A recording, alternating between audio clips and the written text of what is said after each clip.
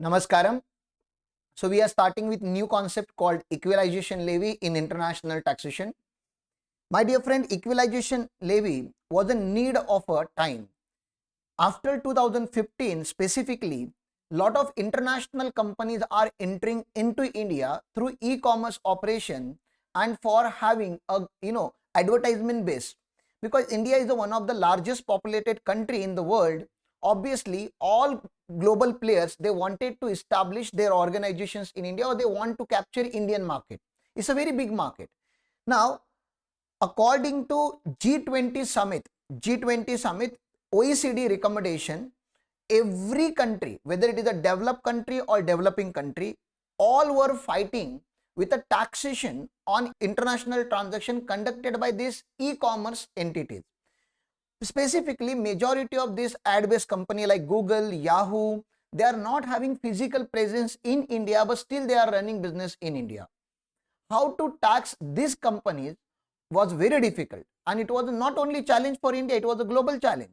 So in G20 summit, they recommended action plan, and one of the action plan or one of the suggestion of G20 summit was to levy equalization levy. Equalization levy is kind of TDS, or you can say kind of tax at source. So if Indian person is making payment to Google, say for example, now we are having organization. LearnCap is an organization located in India, and now this educational institution is making payment to Google, which is located in USA, for advertising our lectures on Google platform or YouTube. For that, this organization is charging 10 lakh rupees. Now, if we are making payment 10 lakh for an Indian entity, it is a business expenditure, and for this non-resident, it's an income generated in India. Now, one way to handle this particular transaction was the TDS. But to deduct TDS of this particular organization, it must have permanent establishment in India according to DTAA. Unless and until this Google is having permanent establishment in India, we can't deduct their TDS. Okay. So imagine they don't have permanent establishment in India, and therefore Indian organizations or Indian entities are not able to deduct the TDS. So what is an alternative now? They are definitely earning good money from India. We want to tax this particular income in India. Therefore, we have launched equalization levy. What is equalization levy? So before making payment of 10 lakh rupees to foreign entity, we have to apply 6% rate on their consideration. It's a rate, it's a standard rate. 6% is a fixed rate.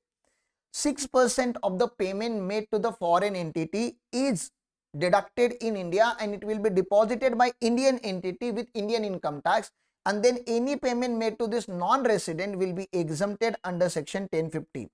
Please understand, there won't be double taxation. There is a equalization levy and then there is a TDS provision. No, both will not operate. Either equalization levy or TDS will operate. TDS we have already discussed in section 195. DTAA, okay, whenever it is a taxable income in India according to Income Tax Act, TDS will be applicable. Whenever TDS is not applicable, but still we have wanted to take tax on that particular income, equalization levy will apply. Now, though we are discussing equalization levy in income tax, my dear friend, equalization levy is not written in income tax law. Equalization levy is written in Finance Act 2016. It was Mr. Arun Jaitley sir who has brought this concept in India. It was a very bold move. In fact, I believe India is the first country who has opted something called equalization levy. Let's look into the provisions. The rapid growth of information and the communication technology has resulted in substantial expansion of supply of or procurement of digital goods and services globally, including India. Businesses in digital domain doesn't actually occur in any physical location. So Amazon is doing business in India without having permanent establishment in India. Facebook is doing a very good business in India without having any server base or any physical office in India, but instead takes place in the cyberspace. So they are having cyberspace, they are having satellite, they are having database, operating systems, and they can put the database operating system in any country called Netherlands or any country where taxations are very low. Person carrying on businesses in a digital domain could be located anywhere in the world. Obviously, they prefer a country where tax rates are very low. Entrepreneurs across the world have been quick to evolve their business to take the advantage of this challenge. This is just the background. It's not related to any income tax. It is just giving you background of how digital economy is very important in nowadays.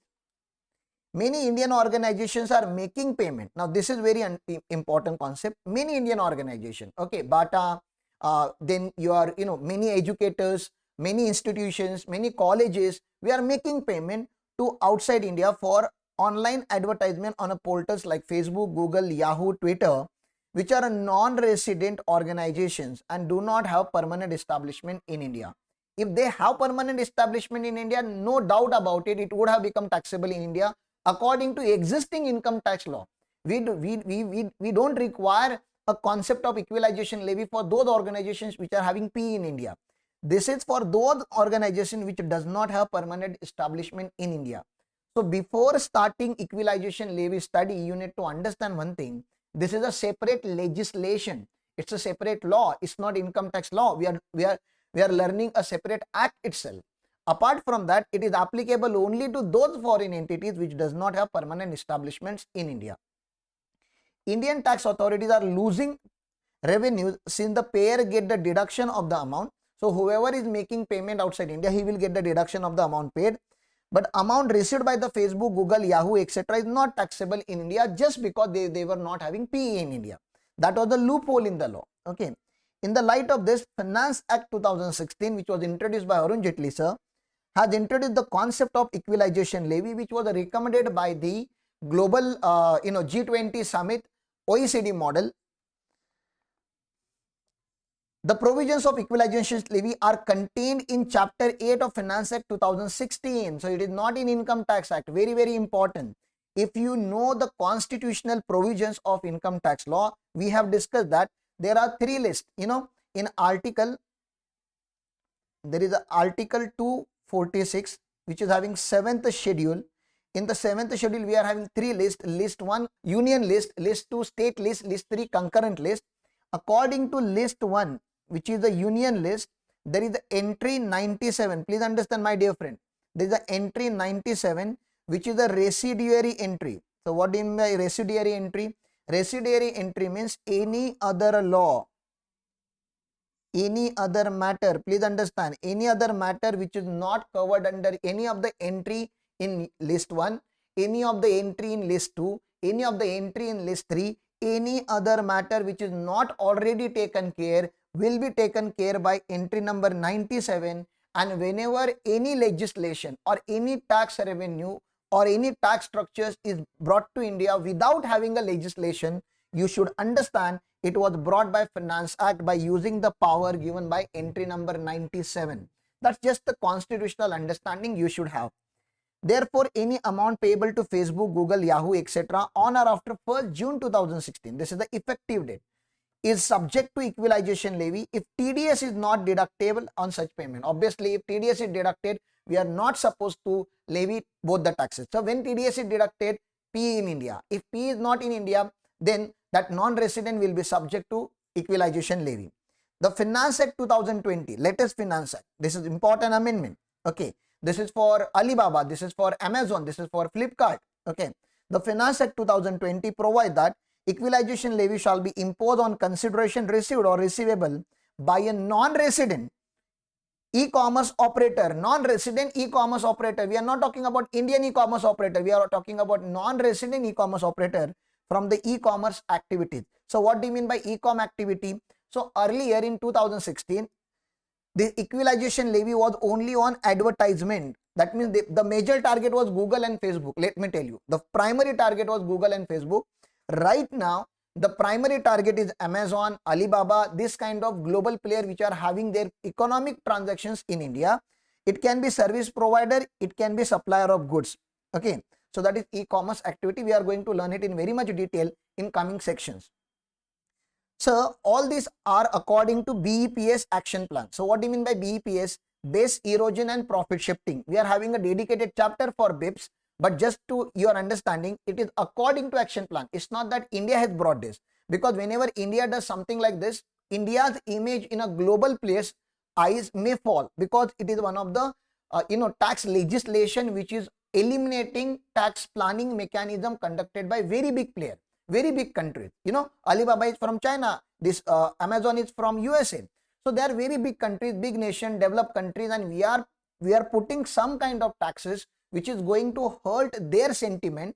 So it's not only India who has done this. In fact, India has done it according to the recommendation of OECD model, okay, action plan 1, and it was global recommendation. Any country who is a part of G20 summit or OECD, it can adopt this kind of action plans.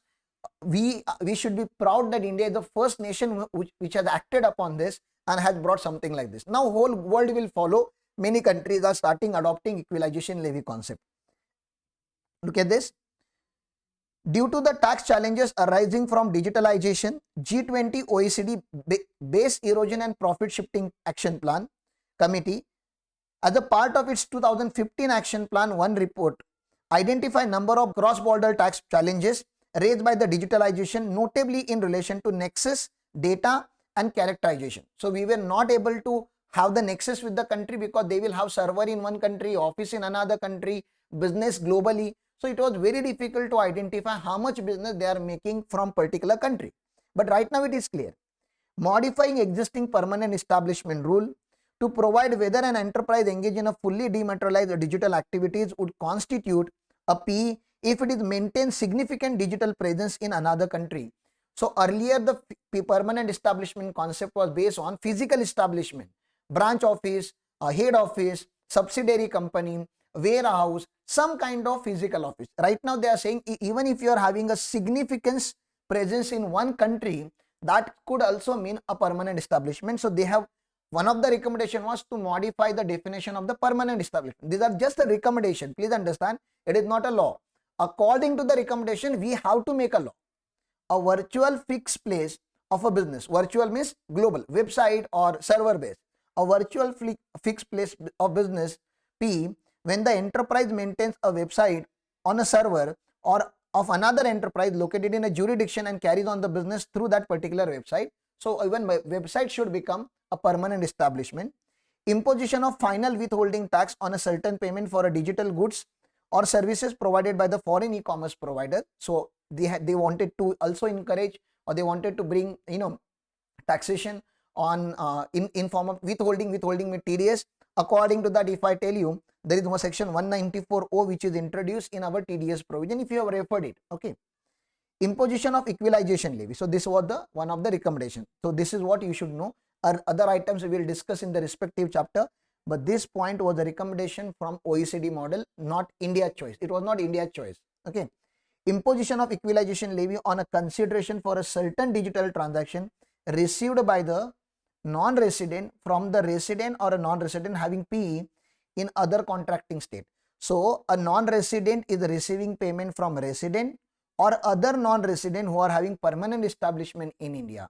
So one NR can make payment to another NR, but that particular NR was having PE in India, then both are covered under equalization levy. So that's the background of equalization levy. Let us start with the discussion of equalization levy in coming lectures. Thank you.